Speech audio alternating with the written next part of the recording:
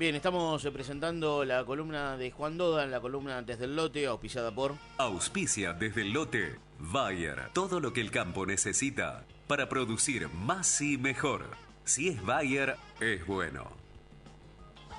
En la era de la robótica y la biotecnología, la gestión y el conocimiento agronómico son herramientas clave para ajustar los números del negocio agropecuario. Desde el Lote, historias de vida que dejan huella de productor a productor. Juan, bienvenido, buenas tardes, ¿cómo estás?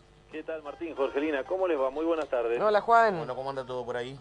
Bien, qué bien vendría de la canción un poquito de calor, ¿no? De la fogata para las manos frías. Ay, sí. Juan, a ver, vamos al tema de hoy. Se vienen las orugas para bajar la compactación. ¿Qué es esto?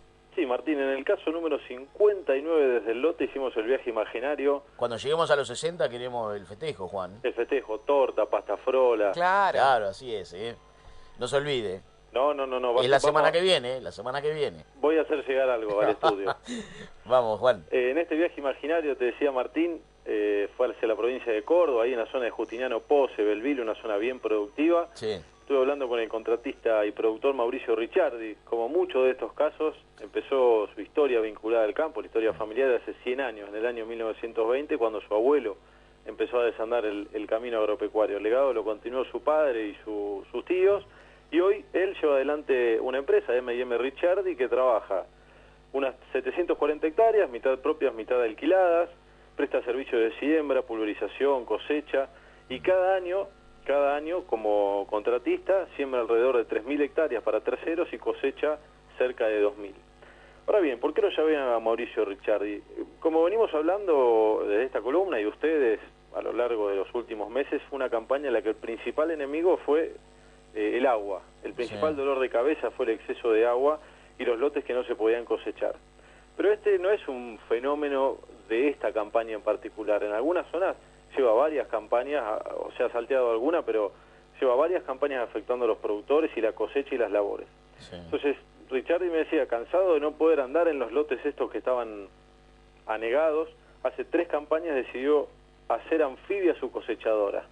Mirá. ¿Qué es esto? Bueno, le puso unas orugas de goma que le permiten traccionar y pisar mejor en el lote.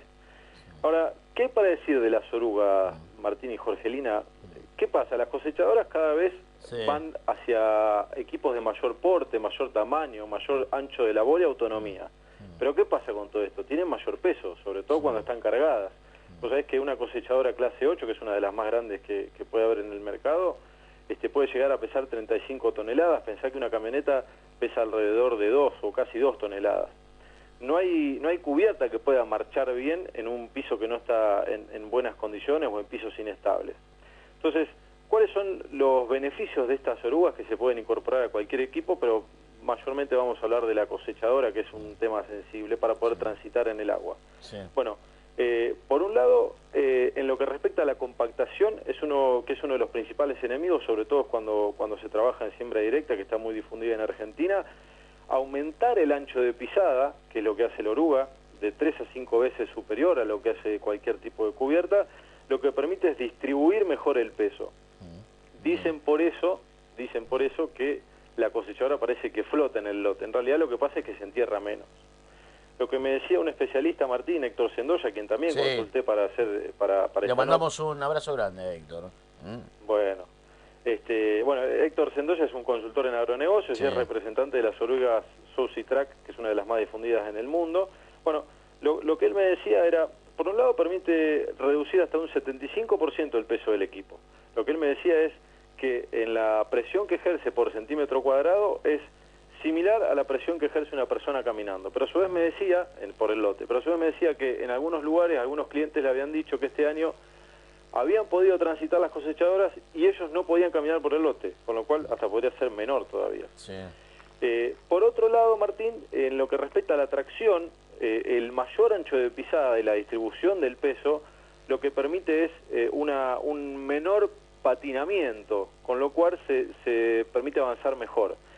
Y a su vez, en cuanto al consumo, que sería el tercer beneficio, esto de hundirse menos, aquello que decía hace un rato de que el equipo parece que flota, fuerza menos el motor y produce una reducción en el consumo de combustible, que en algunos casos, me decía Héctor Sendoya, puede ser de hasta el 25%.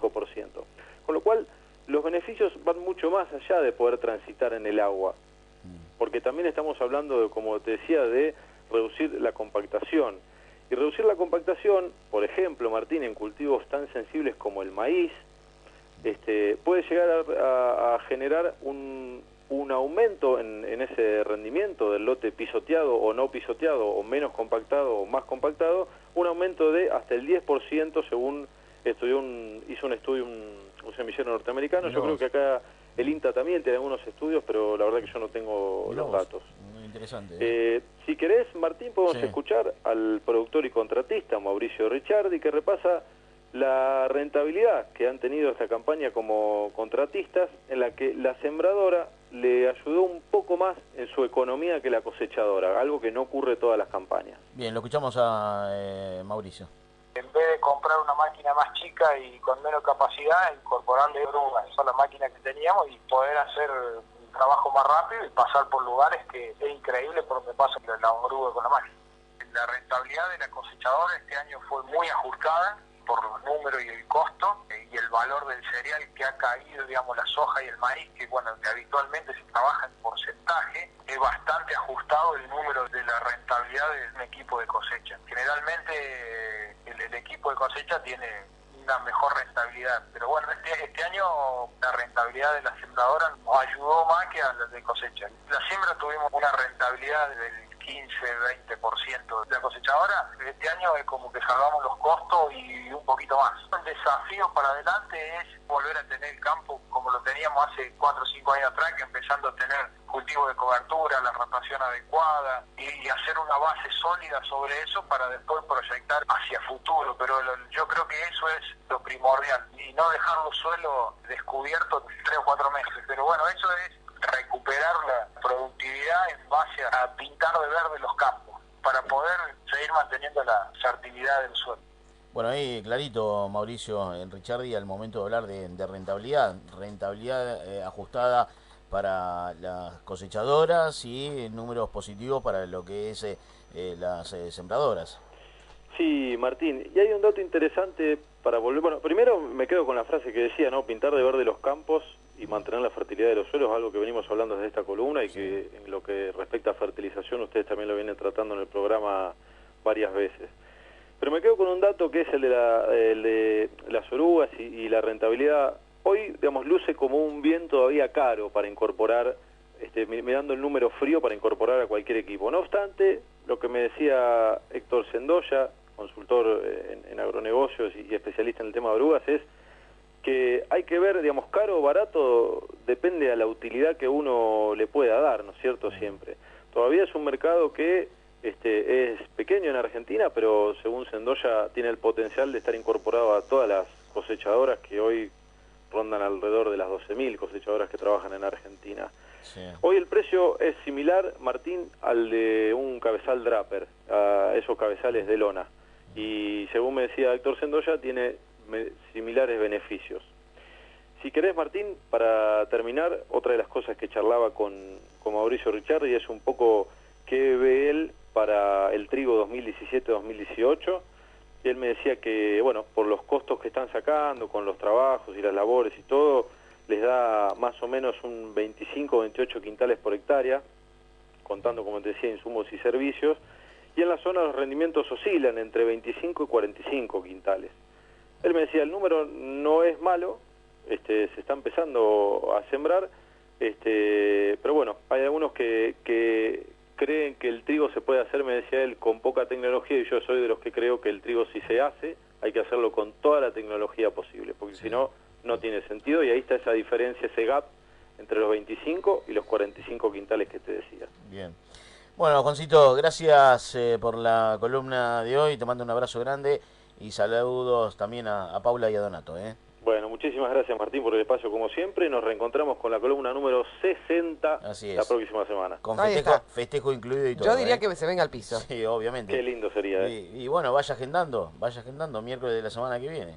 Cómo no, será un placer. Abrazo grande, amigo, que sigas bien. Gracias, muchas gracias. Juan Doda con su columna Desde el Lote, auspiciada por... Auspicia Desde el Lote, Bayer. Todo lo que el campo necesita para producir más y mejor. Si es Bayer, es bueno.